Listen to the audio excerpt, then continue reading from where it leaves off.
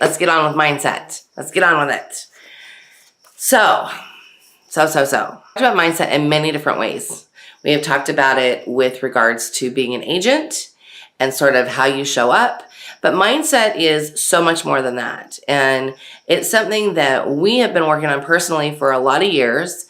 And it's something that you never finish. Just like sort of you are always choosing how you show up as an agent, it's something you never finish. And so I want you to think about this as sort of, again, another ongoing thing. Some of the things that I'm going to say today might be brand new to you. You might be thinking, oh my gosh, I have ruined my children already. And I want to assure you that you haven't. You can always, it's always fixable. It's always fixable. At least in my book, it is always fixable. Steiner said often that it wasn't, but he was not a parent. We have to remember that he laid out this amazing, pedagogy, this amazing curriculum guideline. But he also isn't a parent, and we're with these kids every day. So we have the opportunity to fix ourselves and hone ourselves and refine ourselves. And as we do, it trickles down. So if you are somebody that's going to be worried about that, I want to just assure you up front that it is not something that I think you should stress about. I do think you should work on it for sure. But I don't want you to take on all this guilt. And I'm going to tell you who's going to take on the guilt. The cholerics are going to be like, yep, I'll fix it. The sanguines are going to forget. And the phlegmatics are going to start beating themselves up. And the melancholies are going to just start really being super sad about what they worry that they have done to their children. So I want to warn you now that is not the point of this. In fact, that is the opposite, because the more we go into that space of, sort of self-deprecation and thinking that we're horrible, the worse it's going to get and the harder it's going to be for you to sort of show up in a better way. We've got it. If you're watching us on Facebook, there's they're posted in our event section. So I just want to say we spend so much time worrying about our children's mindset. So much time. I think, I've been an attached mom for over 20 years, and in that positive parenting place of wanting to help them feel heard and wanting to help them feel loved, we often forget that we have to sort that out within ourselves. Because I think if we are parents that are showing up and we're still frustrated at ourselves for how much we're yelling, or if we're spanking, or using punitive methods when it's not necessary, all of those things, if we are still angry at ourselves for that, that trickles down. So we have to work on our mindset first. And that means that we have to sort of look at everything that we're doing. It's sort of, everything is kind of suspect. And so that's where it does become a little mind-boggling. And you might ask yourself over and over in this process, what the heck am I doing? How do I fix this? How do I get to a place where I feel better? And when I feel better, I know they'll feel better. But if you are a mom that is loving, there's a website that I love, biglifejournal.com. We have those Big Life journals for Sam and Soraya. But here's the thing, if you're not also working on those things, it's not going to stick with them. So our subconscious programming is what's responsible for our mindset. And our subconscious programming took place between the ages of 0 and 7. And it may be under 9, but I've read 0 to 7. But I'm thinking, from my knowledge of the 9-year change, I do believe that there are some that absolutely still happening up till 8. 9 is when they start to sort of seek this justice place. And they're seeking that justice place from the mindset that we have imbued them with from the time that they were little. So we have to remember that. We have to remember how we are showing up to them and what things we are feeding them. And what limiting beliefs, what things we are giving them that, we have to just be really careful. I am really careful with the words, you can't do that. I'm really careful with those words because I believe that we can do anything that we put our mind to. Does that mean that I believe you should stand on the counter and get a glass out of the cabinet? No.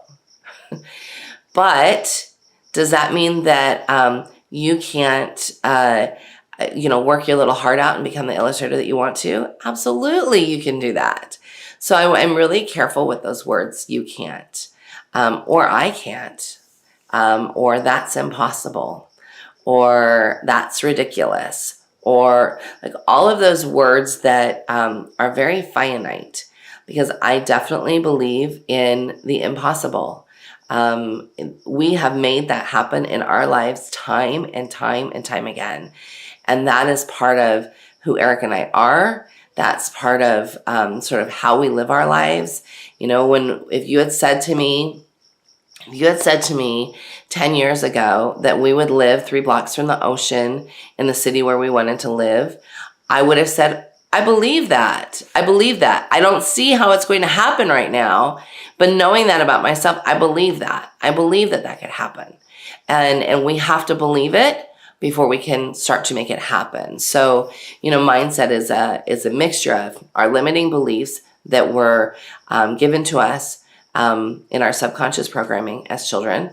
And then, sort of as we go through life as well, we pack more of them in. It's kind of like if you listen to our bag of poo analogies in our inner work stuff, it's like we just keep putting them in that bag. And that's what that bag of poo is full of. It's full of experiences. It's also full of limiting beliefs. It's full of limiting beliefs that we have just collected along the way and continue to put in that bag. All of us do it. All of us. It doesn't matter how self-actualized you are, you're still doing it. And when we had, I talked about our meeting with our business coach a couple of weeks ago and some other videos, but one of the things that he said that I thought was really funny, he said, once you are really good at like noticing your own limiting beliefs, you start to see them everywhere. When somebody says something you can't, or that's impossible, or they say something with such definition that is actually maybe not, so finite. So we have to step back and actually look at how we're talking, because I am, I'm going to get a little woo-woo here a little bit, but excuse me, I am a huge follower of the laws of attraction, but not in the way that, most people think. Most people think, oh, the laws of attraction, that secret movie, that didn't lay out 1/10 of what those laws are. And I think you can follow that, whether you're a Christian, a Muslim, whether you're an atheist, whether you're non-denominational, doesn't matter what faith you are. Energy is energy. And what we're putting out is what we're getting back. So what are we putting out? If we're putting out anger, frustration, I don't like who I am, I don't think I'm confident enough, I don't think I can do this, I don't think I can teach my kids, I'm not sure I can teach my kids, gosh, they're such brats today. If we're putting those things out, guess what? We're getting those things back. Like energy attracts like energy. So what are you saying, not just to yourself, but to your kids every day? And in that doesn't mean you can't have a bad day.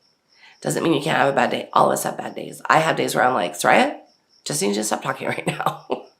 Totally not my finest parenting moments. But we all have those days. So it's about how we recover. What do we do after that? How do we fix that?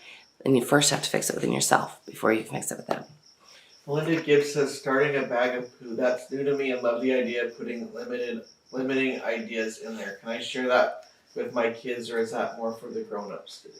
Well, I've always talked about the bag of poo with my kids. Melinda, I would say hop onto Mom Lesson 3 and listen to the Inner Work series Poo to Light. And there's like 3 or 4 audios there that talk about sort of how we carry around this garbage, this poop, and how we need to get rid of it. Because we don't want to carry that bag around those limiting beliefs are tucked in that bag. We don't want to carry it around. We want to be done with it. We want to set it on fire and stick it on our meanest neighbor's porch or something. We do not want to carry it around. We want to get rid of it. And we will always have something in that backpack, no matter where we are, no matter what we're doing in our lives. There will always be something. We have friends, and we know a lot of people that they have like on the outside, they have it all. They have everything. They have the money, they have the job, they have the business they want, they have the partner they want, but they are still struggling. And I love it when people that have done this work can come back and say, I'm still struggling. Eric and I are still struggling. Absolutely. Eric and I came from homes where, while our parents loved us, money was not great. And so we have money blocks that we are continually trying to bust through. So if you are somebody who just never has more than 2 nickels to rub together, you have to step back and ask yourself, it's not about how much money your husband makes or how much money you're bringing in your Etsy shop. It's not about that. It's about what you believe you can do.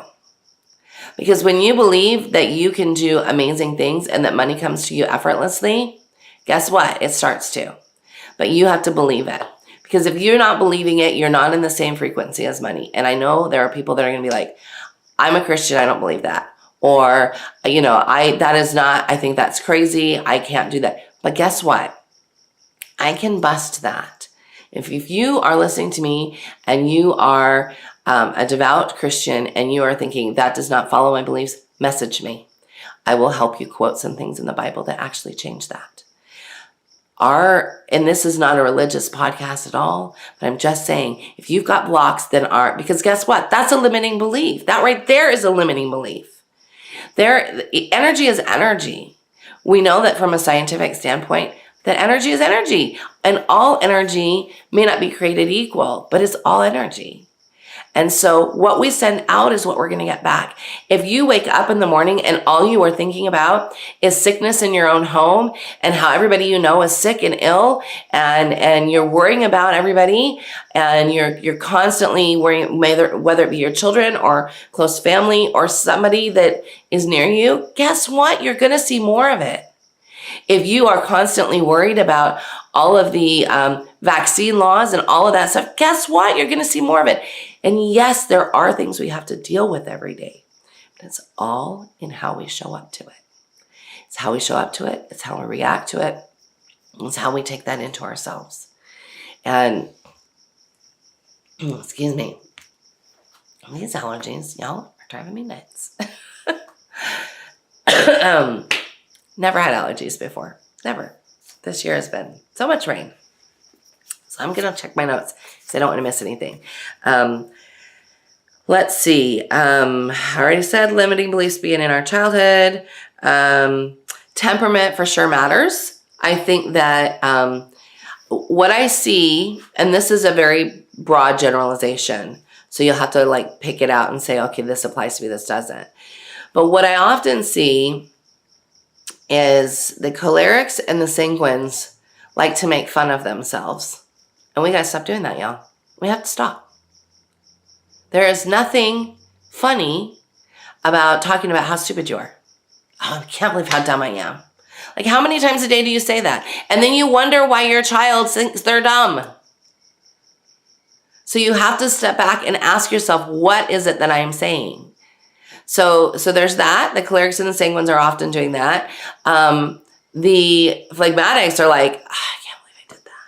I can't believe that. And then they start making more mistakes because, they're, and often it's internal, but that's when you're going to see, if you're phlegmatic, you're going to see yourself overwhelmed the most, is if you are continuing to hold on to mistakes. You have to let them go. And, I saw somebody the other day say something about, oh, I'm a perfectionist. Stop saying that. Just quit.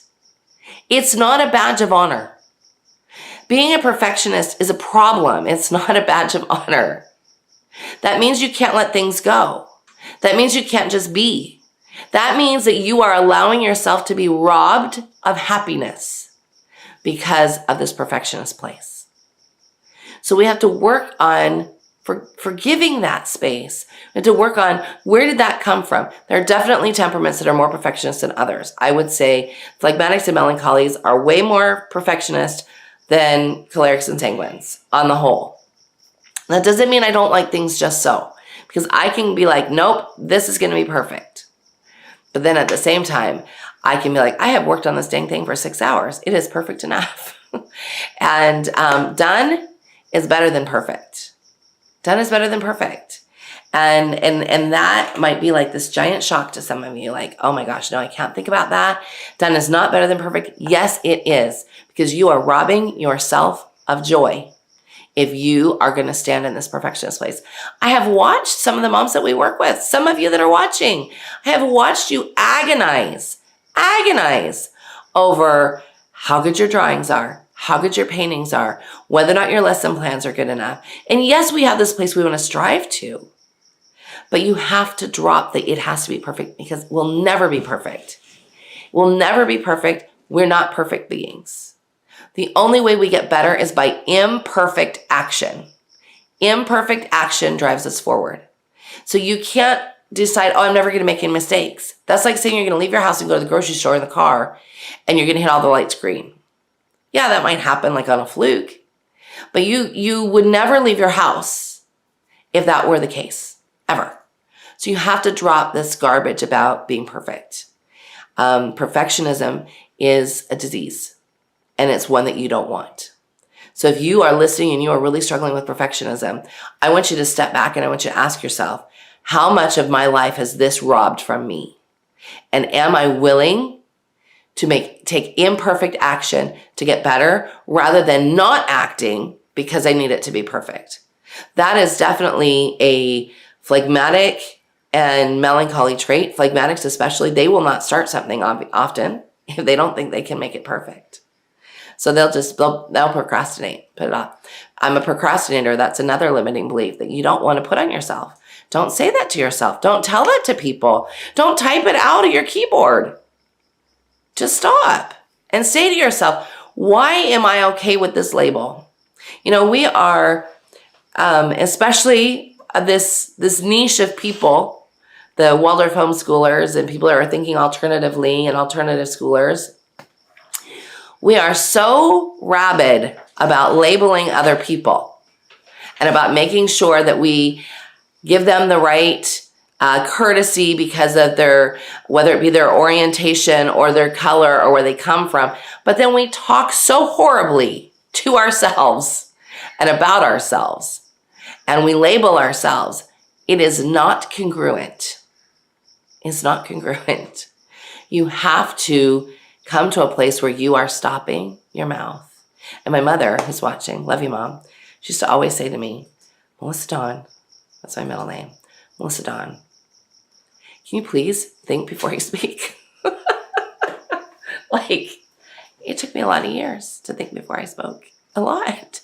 And maybe some of that was too much, but that's what we do to our kids. So I know I've done that a lot. Like, there are times with Harry, I'm like, please stop talking. I love you to the moon and back, but I need you to not speak anymore. But in instilling that in me, it helped me to stop and think about what is coming out of my mouth and be much more deliberate about it. Not always, but definitely most of the time. Well, most of the time, right, dear? Mm-hmm. Not always, but most of the time. There are times when, as a more centered parent, as I have gotten older and I have done this work longer, I hold my tongue and then I yell. I still yell. I love, there's a scripture. I'm just going to go scripture here on you for just a second. There's a scripture about before Christ cleared the temple. And it says he braided a whip before he did it. So that tells you that he thought about it before he started yelling at people. So I'm trying to be the braid a whip lady. Like, so you could think about it. If you are struggling with yelling and struggling with, like, you know, getting on your kids, braid a whip first, ladies. And that will take you a while, because I don't know if you've ever watched a whip be braided. If you haven't and it's something that you want to see, you should Google Mythbusters whip braiding. They did a whole thing. It was an Indiana Jones thing. They did a whole thing on braiding a whip. Okay, what have you got over there? Oh, I have lots of people that are giving us thumbs up.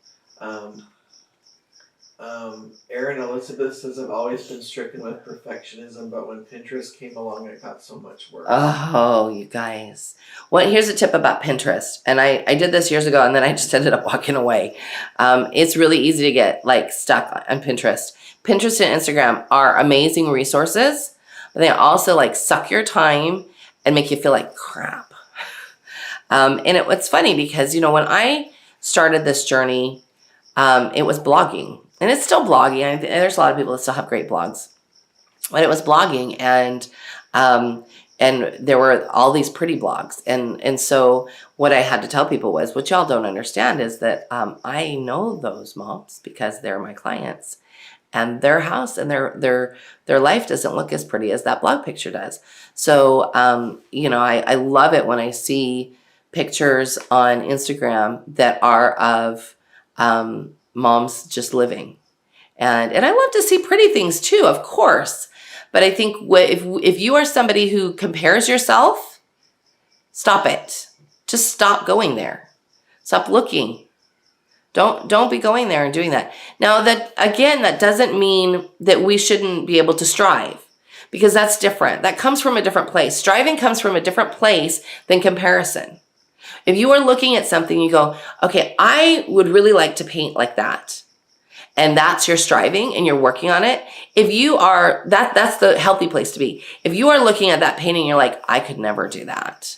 My paintings just suck. I should just stop teaching my child right now. We're just going to just leave Waldorf because I can't do anything that's this good. Stop it. My goodness. You have to come from a different place. You have to come from a place of striving. If you are striving, that is different. When you strive, you don't ever just arrive. You don't ever just get there. It's never like that. You're continually trying to better yourself, and not from a perfectionist place, not from a place of, I am unworthy, because there's a difference. I am unworthy if I can't do this. I am unworthy of teaching my children. I'm unworthy of my husband. I'm unworthy of my children. I'm unworthy of these things. When you come from that place, then you are never going to be worthy. If you are counting your worth based on something that you do, it is never going to be that for you, ever. Because here's the deal. You are worthy because you are here. You are worthy because you are a human being. You are worthy because you chose to try. That's why you're worthy. You're not worthy because of action. Yeah, there's going to be actions that come in your path that you should think about, for sure. You should think about doing, changing, striving. But striving is not the final destination. I love that. Ryder Homestead over here said, striving is a journey, not a final destination. Amen. Yes, ma'am. Yes. And I have to say that a friend told me this years and years ago. Love her dearly. Chris Peterson, if you're listening anywhere, I love you. She said to me, direction is more important than speed. And I remember when she said that to me, as a choleric who likes to do everything super fast and I'm constantly moving and my brain doesn't hardly ever turn off. I remember thinking, really? Like, I don't have to go so fast? It's taken me a lot of years to realize that. A lot of years to actually fully take it in. The direction that we're walking is much more important than the speed that we're walking in. So for those of you who are watching and you're like, I'm not Waldorf enough, you play that game with yourself. Like whoever came up with the Waldorf Pure title, I have to tell you, y'all, I'm probably melancholy. Just, that is the saddest, worthiness title ever. You should have Waldorf the way you can, the way you feel like you can show up. And understanding the tenets of Waldorf, the basis of it, which is developmentally appropriate material at the right time and lively lessons. Period. Everything else is gravy. Everything else is gravy. So if somebody tried to tell you you weren't Waldorf enough, or I love it on Facebook groups when I go, why are you here? You're not very Waldorf. Like, why are you here? Well, let's see. I came here to learn.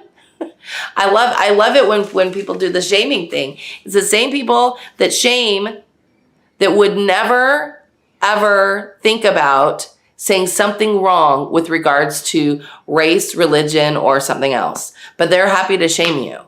Those are not your friends. So stop listening to them. Just stop. And if you're a shamer, I'm going to tell you there's reform for you. You can do it. It is a balance to be able to walk a path and not think that everybody has to be on it exactly the same way you are. Because that is, a complete lie. Everybody comes to this place of, like learning about themselves at a different path. Everybody comes to this Waldorf path at a different rate, at a different speed. So don't ever let somebody sell you some garbage that you're not going fast enough. Especially if that garbage is coming from your head, like from what's going on in your head. So I want your homework, because we're out of time for today. Your homework is to, hold on. Oh, wait, I was going to say, Management Mom is riddled with limiting beliefs. So Management Mom, if you have not read my Management Mom versus, I forget what it's called. Management Mom versus, it's not versus Connected Mom. No, that's not right. Anyway, it's in our resources section on our site. Go check it out. Management Mom believes she's not enough. She can't teach. She's doesn't ever have enough money. If you were telling yourself that lie, then you got to quit it. And abundance doesn't have anything to do with your bank account. Or that special needs rule you. That you are here just to serve your special needs child. You're not. Or that you have limiting beliefs around your weight. Listen, I have limiting beliefs around my weight. I have for a lot of years. So I am busting those as well. So you have to ask yourself, what is somebody that has more money? What decisions would they make? What is somebody who is thinner than I am? What decisions would they make? What decisions would they make that I'm not making? Okay, go ahead. Sinead Slevin Rivard says, this is great. I'm talking myself into just jumping in and start doing the painting and drawing, but it is hard when you look at the perfection that is out there. Good to know, but you don't have to be perfect, just willing. That's the piece that you need. So if you are catching yourself saying any of these things, and I know you are, even if you don't want to admit that you are, because I will also say that as we do this work, we like to think, oh, that's not me. Oh, I got that one under control. And limiting beliefs hide. They hide and they come out when you least expect it. They come out when you're already feeling down about something, and then all of a sudden they just start coming out of the woodwork and you're hearing them everywhere. So, I want to encourage you to catch yourself this week. That's your homework. Your homework is to catch the words coming out of your mouth and to listen to yourself. Often we're in such a big hurry. We're just going that we don't stop to listen to ourselves. And if we want our children to slow down and focus and concentrate, I love it. Don DePonde, and I said this last week, Don DePonde is this, you can look him up on YouTube. He's great. I love listening to him. He made some comment about concentration and how we're never taught how to concentrate. So as homeschoolers, I want you to really think about that. Do you teach your children how to concentrate? Do you teach them how to slow down? So this week, and probably the next 2 weeks, because we're going to do part 2 in a couple of weeks, I want you to catch yourself. I want you to start asking yourself, when it comes out of your mouth, was that a limiting belief? When you say things to your children like, we're poor, we don't have the money for that. Now, that doesn't mean, oh, yes, we have the money for that. But I choose to say things like, that's not my budget today, I'm sorry. And you might be saying that a lot, and it's okay. It's okay to give children a sense of, oh, well, we're aware of, but we are not ruled by. So I want to give you 2 book recommendations, and I actually left the other book upstairs, unless you have it down here. Do you have Dollars Flow Easily down here? No, it's upstairs. It's upstairs. So if the money one is a problem for you, which I get it. Listen, we're busting down barriers all the time here. There's a book called Dollars Flow Easily to Me by Richard Dodds, Dotts, on Amazon. It's like $10. So there's that book. I also love this book. It's called You Are a Badass, How to Stop Doubting Your Greatness and Start Living an Awesome Life by Jen Sincero. Excellent book. Excellent book. She has a couple of them. There's this one, and then there's one about money in specific. So those are the two that we're going to recommend this week. There are many more books that we would recommend. This is a journey. So I would get on that library app today and see what books you can get on hold. Anything by Dr. Wayne Dyer would be on that list. Anything by him. The one that we have enjoyed recently is his No Excuses book. They also have them on Audible. And so I would, this is, people always say to me, what is personal growth? Like what do you consider personal growth versus inner work? This is personal growth. This is personal growth that then makes you do inner work. It makes you reflect. So this is in my personal growth category. So that's your homework. Your homework is to catch yourself. And for those of you who are Thinking, Feeling, Willing members, this is going to be a whole mom lesson. We're going to be working on that over the next few weeks, and we're going to go a lot deeper. And we are going to tackle some more deep inner work pieces in some live trainings.